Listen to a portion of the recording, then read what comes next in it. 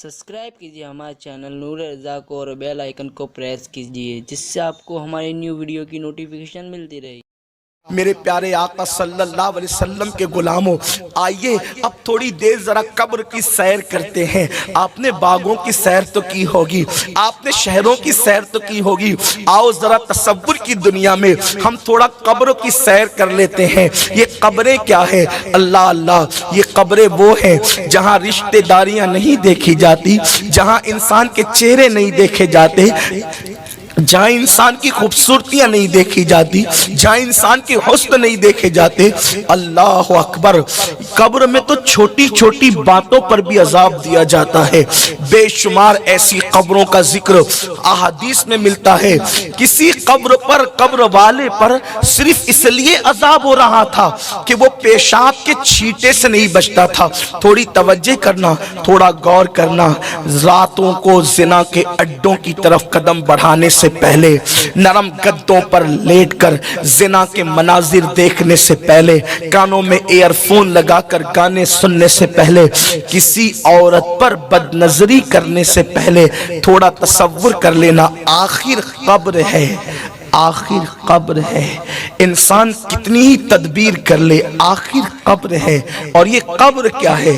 कब्र कैसे कैसों को दबाती है, कैसे कैसे। मैं और आप तो कोई शुमार ही में नहीं, अपनी तो कोई हैसियत ही नहीं। मैं थोड़ी सी एक हदीस पर आप सबकी तवज्जो चाहता हूँ। बड़ी मशहूर हदीस है, सिहा में मौजूद है, उस पर आपकी तवज्जो चाहता हूँ। और आपने उसको किसी दूसरे बाब के अंदर सुना है, मैं उसको किसी दूसरे बाब में जिक्र करना चाहता हूं।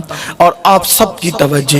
हम सोचते हैं अल्लाह करीम है यार, कब्र में क्या होगा, बल्कि हम तो शेर पढ़ते हैं ना, कब्र में लहराएंगे ता हश्र चश्मे नूर के। मैं भी पढ़ता हूं, आप भी पढ़ते हैं, लेकिन याद रखना ये शेर पढ़ने के हक उनको थे जिनकी तहज्जुद भी फौत नहीं होती थी।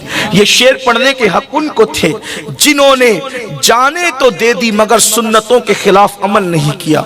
ये शेर पढ़ने के हक उनको थे, अल्लाह अकबर, जिनकी निगाहें कभी नहीं उठी। जानते हैं जिस इमाम ने ये शेर कहा है ना, कब्र में लहराएंगे ता हश्र चश्मे नूर के, जलवा फरमा होगी जब तलअत रसूलुल्लाह की।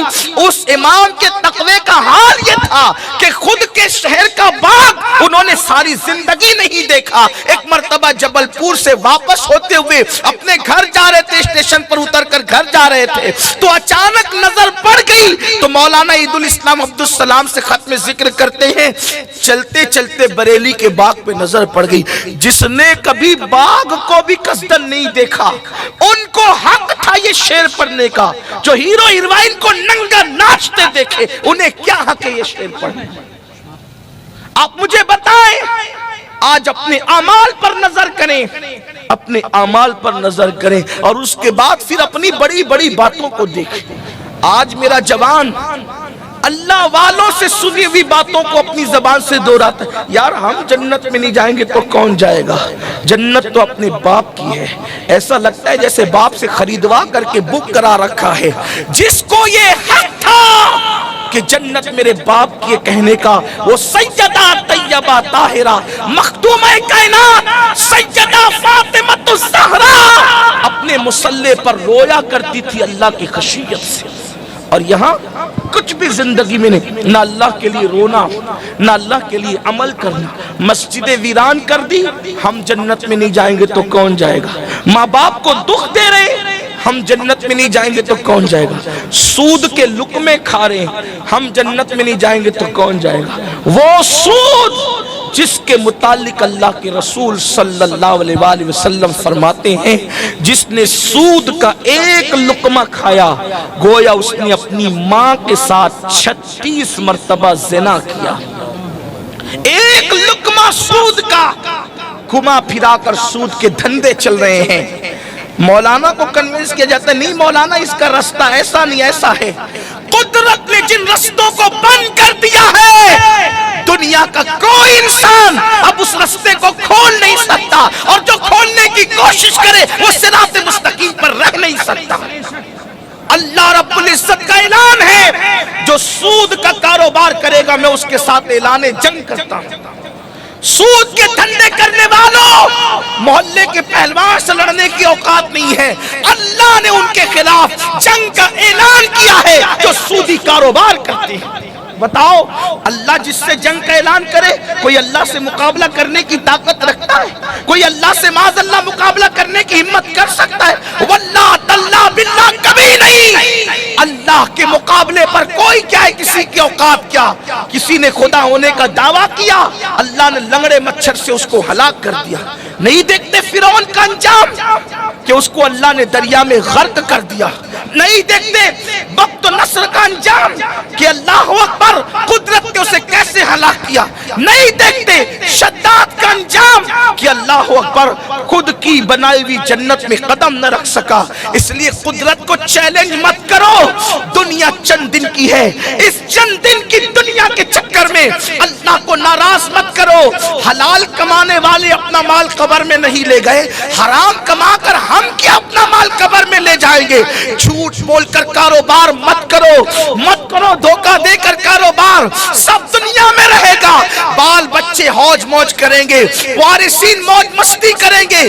اب تو لوگ اتنے بے وفا ہیں، مردہ باپ کی قبر پر جوان بیٹا فاتحہ پڑھنے بھی نہیں آتا۔ ارے قبر پر آ کر فاتحہ پڑھنا تو دور کی بات ہے، بیٹا تو باپ کے لیے مغفرت کی دعا بھی نہیں کرتا۔ اب تو لوگ فاتحہ کے لیے بھی ترس رہے ہیں، لوگ دوسروں کا بھلا چاہ رہے ہیں۔ کوئی کہتا ہے انسان خود غرض ہو گیا، میں کہتا اللہ کرے انسان خود غرض ہو جائے۔ اگر انسان خود غرض ہو جاتا تو کم از کم بچوں کے لیے حرام دولت کما کر کے اپنی آخرت خراب نہ کرتا۔ انسان خود غرض ہو جاتا تو نماز کے وقت تو دکان پہ بیٹھ کر اپنے گھر والوں کے بھلے کے چکر میں اپنا برا نہ کرتا۔ ہاں کچھ نہیں لے جانا ہے دنیا سے۔ قرآن کہتا ہے لا تنس نصیبک من الدنیا، دنیا سے اپنے نصیب کا مت بھولو، سوائے کفن کے دنیا سے کچھ نہیں لے جاؤ گے۔ آخر قبر ہے، اپنے ہاتھوں سے درجنوں میتوں کو دفن کرنے والوں، کبھی یہ نہیں سوچا آج میں کسی کو اس قبر میں ڈال رہا ہوں، کل کوئی مجھے بھی ڈالے گا۔ کتنی دولت اکٹھا کر لو، ہر کپڑے اپنی پسند کے خریدے تھے، کتنے قیمتی خریدے تھے، 4-4 6-6 دکانوں میں کپڑے ہمیں پسند نہیں آتے تھے، لیکن جو آخری کپڑا پہنایا جائے گا وہ خود کی پسند کا بھی نہیں ہوگا، اس میں کوئی جیب نہیں ہوگی، وہ سلا ہوا نہیں ہوگا، لپیٹ دیے جائیں گے کفن میں۔ عمل اچھے ہیں تو ٹھیک ہے، ورنہ وہ کفن بھی آگ بنے گا، اس کفن کو بھی آگ کی شکل دے دی جائے گی، اوپر مٹی، نیچے مٹی، دائیں مٹی، آگے مٹی، پیچھے مٹی۔ کن کے لیے؟ جنہوں نے خدا کو راضی نہیں کیا، اور جنہوں نے راضی کیا آپ تو سن چکے، ان کے لیے تو جنت کا بستر ہے۔ ہائے اپنا ہوگا کیا؟ قرآن کہتا مِنْهَا خَلَقْنَاكُمْ، اسی مٹی سے پیدا کیا، مٹی سے پیدا ہوئے ہیں۔ مت غرور کرو اپنی جوانی پر، مت غرور کرو اپنی دولت پر، مت گھمنڈ کرو اپنے علم پر، مت گھمنڈ کرو اپنے خوبصورت چہروں پر۔ مولائے کائنات شیر خدا علی مرتضیٰ کے ہاتھ میں ایک خوبصورت مٹی کا پیالہ آیا تو مولا مشکل کشا اس پیالے کو دیکھ کر رونے لگے۔ اس روایت کو امام قرطبی نے لکھا ہے، خوبصورت پیالے کو، مٹی کے پیالے کو دیکھ کر مولا مشکل کشا رونے لگے۔ کسی نے کہا علی کتنا خوبصورت پیالہ دیکھ کر آپ روتے ہیں؟ فرماتے تم خوبصورت پیالہ دیکھ رہے ہو، میں اس خوبصورت پیالے میں ان خوبصورت چہروں کی مٹی ملی ہوئی دیکھ رہا ہوں جن کے چہرے مٹی میں ملے تھے، اور اس مٹی سے یہ پیالہ بنایا گیا ہے۔ کسی صوفی بزرگ نے فرمایا تھا کہ زمین سے خوبصورت پھول یوں ہی تھوڑی کھلتے ہیں، زمین سے خوبصورت پھول یوں ہی تھوڑی کھلتے ہیں، کتنے گلاب سے چہرے زمین میں ملتے ہیں تب کہیں جا کر خوبصورت پھول کھلتے ہیں۔ اسی لیے تو خوبصورتی کو دیکھ کر لوگ مسکراتے ہیں۔ یہ بلبل پاگل ہوا ہے کہ یہ پھولوں کو دیکھ کے روتا ہے؟ یہ پھول دیکھ کر کیوں روتا ہے؟ ہم پھول کا حسن دیکھتے ہیں، بلبل پھول میں ان خوبصورت چہروں کی مٹی دیکھتا ہے جو اس مٹی میں مل کر کے پھولوں کو جنم دیتے ہیں۔ سوچو تو صحیح اپنی مٹی کا حال کیا ہوگا؟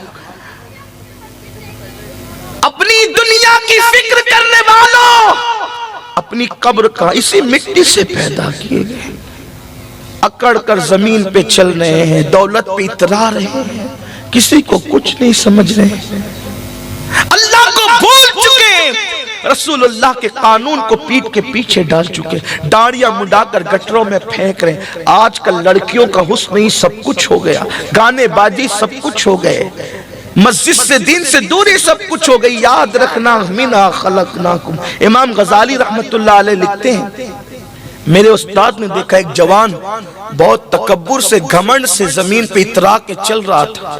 آج کل کے لڑکے بڑے گھمنڈی طور پہ چلتے، ایئرپورٹ پہ دیکھیں، اسٹیشن پہ دیکھیں، وہ کچھ اگر ان کے بازو تھوڑے سے موٹے ہو جائیں نا، مسل ان کے اگر پھول جائیں تو اس پر پتیاں پھول خدا جانے کیا کیا بناتے، اس پر بھی اور پھر کمر پر بھی۔ اب تو کمر بھی کھول کے چل رہے کہ دیکھیں کہ میں کتنا خوبصورت ہوں۔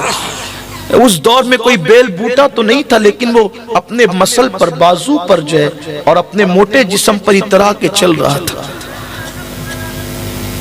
امام غزالی کہتے ہیں، میرے استاد نے کہا بیٹے اکڑ کر مت چل، اکڑ کر چلنا زیب نہیں دے، تکبر صرف اللہ کی شان ہے، بندے کے لیے اس کی اجازت نہیں ہے۔ لیکن وہ جوان ہی کیا جو بات سن لے، دیو جوان تو اپنے آپ کو دل ہوشیار سمجھتے ہیں نا، پلٹ کر کہا آپ نہیں جانتے میں کون ہوں، اپنی اصلاح کرنے کی بجائے کہتا ہے آپ نہیں جانتے میں کون ہوں۔ وہ امام غزالی کے بھی استاد تھے، پلٹ کر کہا بیٹے اچھی طرح جانتا ہوں تو کون ہے، بہت اچھی طرح جانتا ہوں تو کہا بتائے میں کون ہوں۔ فرمایا سن، تیری ابتدا منی کا ناپاک قطرہ ہے، نطفہ ہے تیری ابتدا، اور تیری انتہا قبر کی سڑی ہوئی مٹی ہے، یہی تیری حقیقت ہے۔ جو ناپاک قطرے سے پیدا ہوا ہو اور قبر میں بدبودار مٹی بن جائے، اسے اکڑ کر چلنے کا حق کیا ہے؟ اگر خدا کو راضی نہ کر سکے تو کتے کی مٹی میں اور انسان کی مٹی میں فرق کیا ہے؟ انسان اگر خدا کو راضی نہ کر سکا تو جانور سے بہتر نہ ہو سکا، اور اگر خدا کو راضی کر لے تو اللہ اسے فرشتے سے بہتر مرتبہ عطا کر دیتا۔ اس کی رضا کی بات ہے، اگر گھٹے تو فقط مشت خاک ہے انسان۔ انسان کی حقیقت کیا ہے؟ اگر گھٹے تو فقط مشت خاک ہے انسان، اور اگر بڑھے تو اس عطے کونین میں سما نہ سکے۔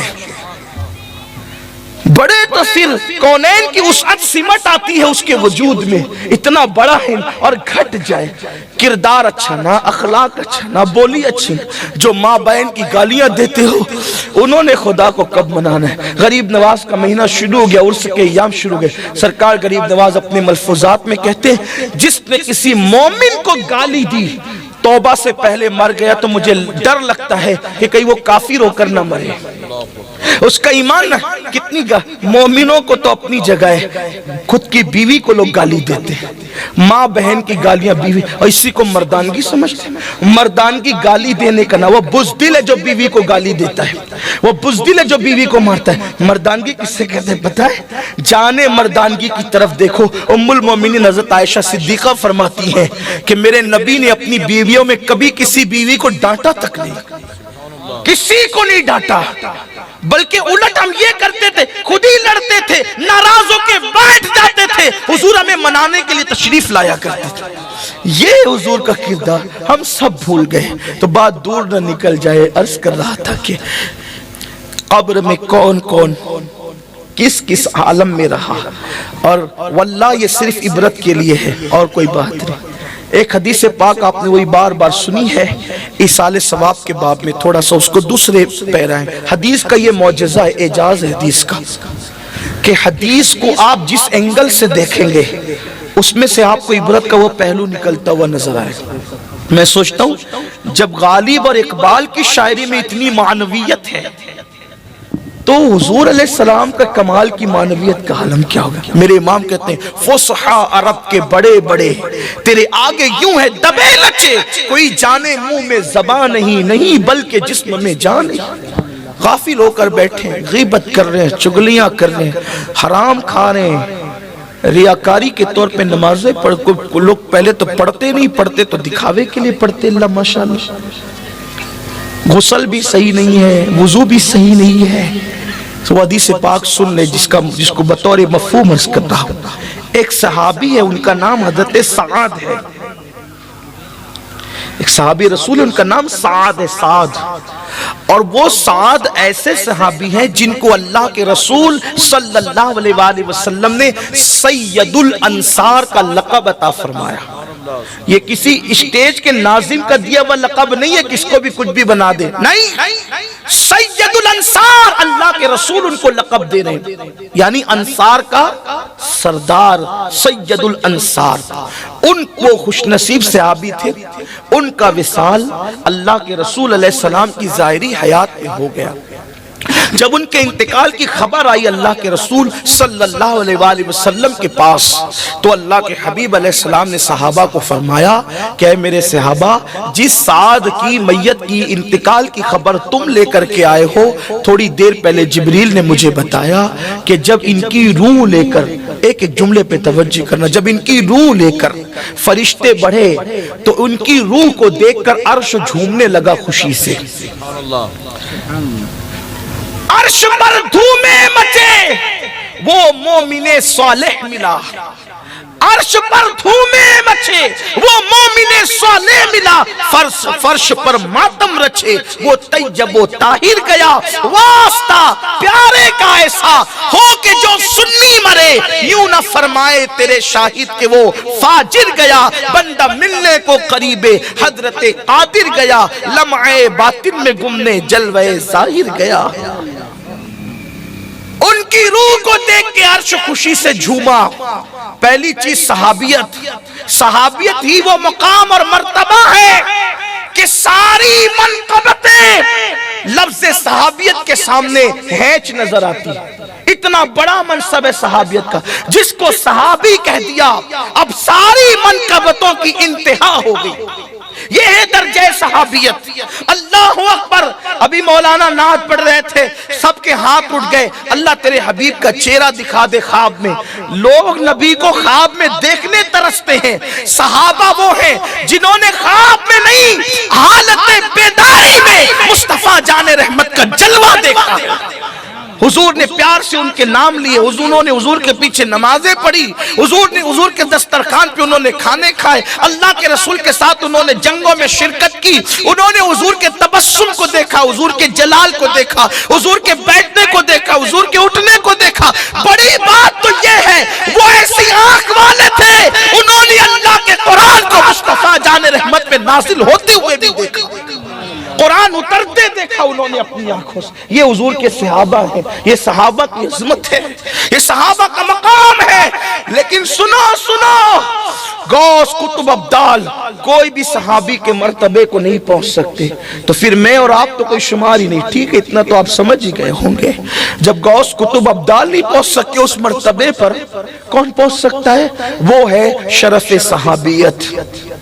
اور عام صحابہ کی یہ شان ہے کہ غوث قطب ابدال نہیں پہنچ سکتے، بلکہ وہ صحابی جس نے پوری زندگی ایک سجدے کا موقع جس کو نہیں ملا، کلمہ پڑھا جان چلی گئی، نہ الحمدللہ کا، نہ سبحان اللہ کا، نہ ماشاءاللہ کا، نہ نماز پڑھی، نہ روزہ رکھا، نہ حج کیا، نہ زکوٰۃ دی، کوئی نیکی کرنے کا موقع نہیں ملا. بس حضور کو دیکھا، کلمہ پڑھا، حضور کو دیکھا، اسی حالت میں انتقال ہو گیا. اب کوئی غوث قطب بھی اس صحابی کے درجے کو نہیں پہنچ سکا جس نے ایک مرتبہ دیکھا، ایک بار.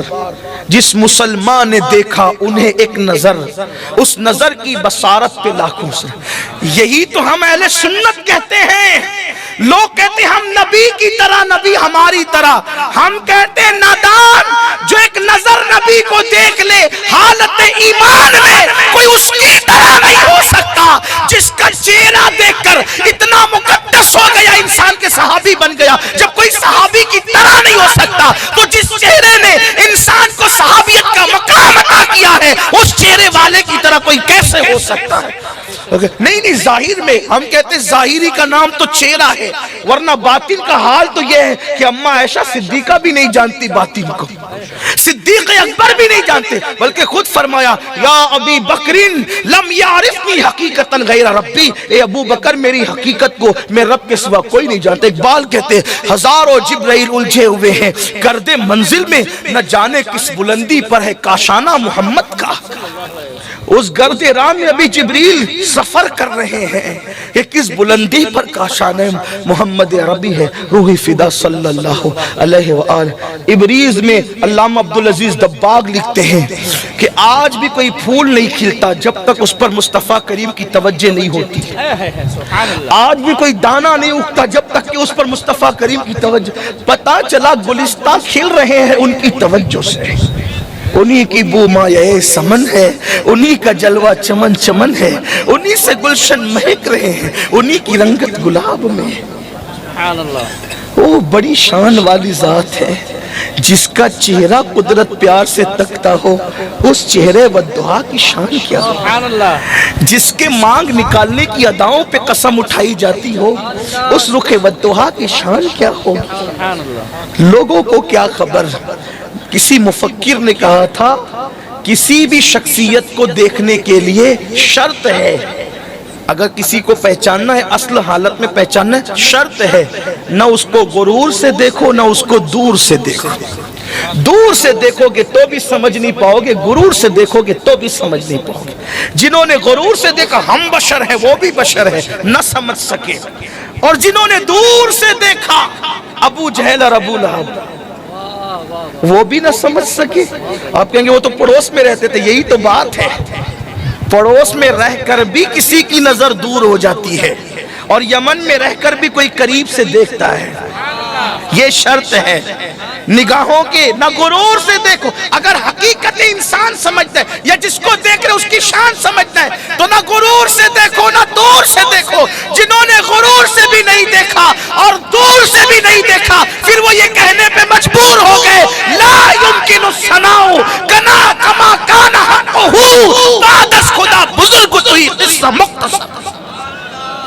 جنہوں نے غرور سے دیکھا انہوں نے یہ کہہ رہے یہ تو ایلچی ہے، یہ تو ڈاکیہ ہے، اور یہ تو اللہ اور یہ فلاں ہے۔ جنہوں نے نہ دور سے دیکھا نہ غرور سے دیکھا وہ کہتے ہیں سرور کہوں کہ مالک و مولا کہوں تجھے، باغ خلیل کا گل زیبا کہوں تجھے، لیکن رضا نے ختم سخن اس پہ کر دیا، خالق کا بندہ خلق کا آقا کہوں تجھے۔ تو بات چلی تھی اور وہ دور سے نکل گئی۔ عرض یہ کرنا چاہتا ہوں کہ حضور علیہ السلام نے ان کو سید الانصار کا لقب دیا اور ان کے بارے میں کہا کہ ان کی روح کو دیکھ کر عرش جھوما۔ پھر سرکار نے کہا اس کا جنازہ تیار کرو، ہم خود اس کے جنازے میں شرکت کریں گے۔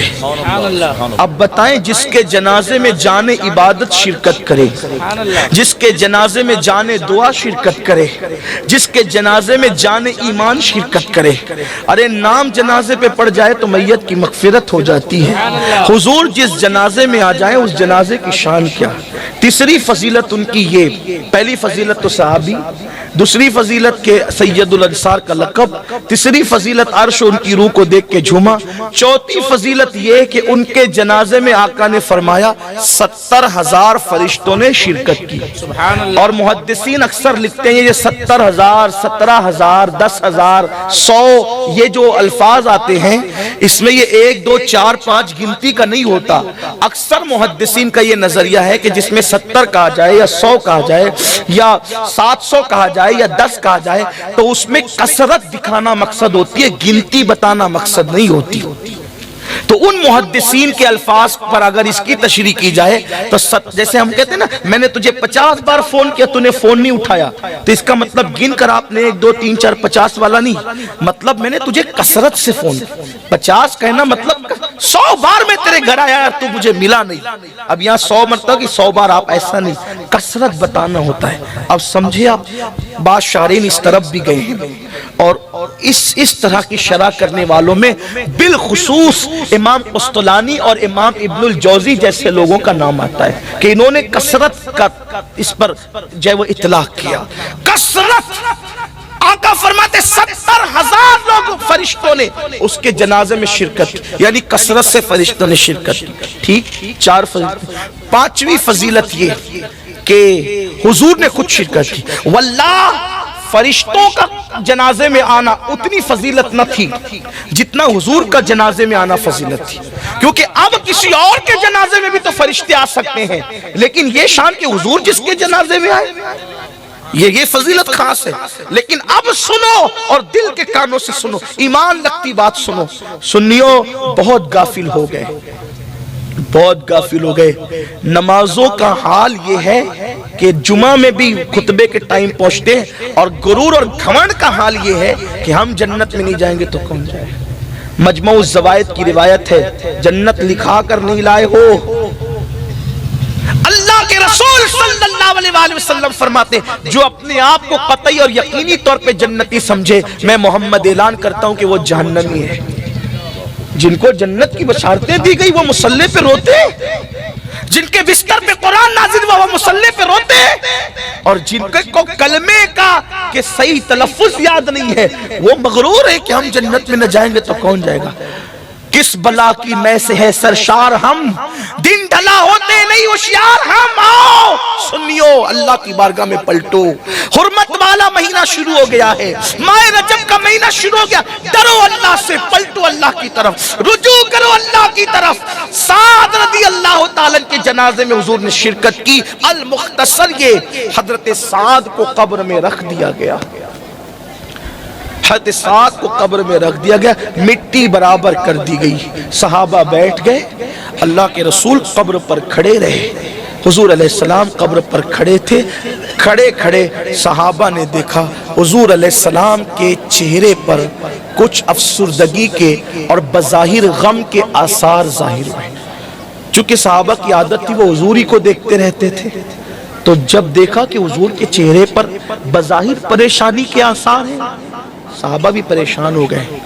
صحابہ کہتے پھر حضور نے کہا اللہ اکبر, اللہ اکبر, سبحان اللہ, سبحان اللہ, اللہ اکبر, اللہ اکبر. حضور نے تسبیح پڑھی, تکبیر پڑھی, اللہ کی حمد کی. پھر تھوڑی دیر گزری تھی کہ حضور علیہ السلام کا چہرہ خوشی سے کھل اٹھا. پہلے چہرے پہ افسردگی, پھر چہرہ کھل اٹھا. اگر مائیں اور بہنیں موجود ہیں تو ان کی بھی توجہ. پہلے چہرے پہ افسردگی, اس کے بعد چہرہ کھل اٹھا. صحابہ نے پوچھا آقا ہمارے ماں باپ آپ پہ قربان, یا رسول اللہ ہم نے دیکھا کہ آپ کے چہرے پر سعد کی قبر پر جب آپ کھڑے تھے تو افسردگی کے آثار تھے, پھر چہرہ کھل اٹھا. اب میرے آقا نے کیا جواب دیا سنیں, یہ چھٹی فضیلت.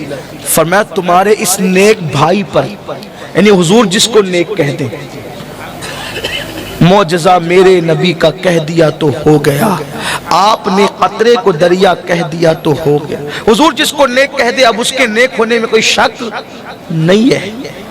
جو ان کے نیک ہونے میں شک کرے اب مجھے اس کے نیک ہونے میں شک ہے, چاہے وہ کتنا ہی نیک کہلاتا ہوں.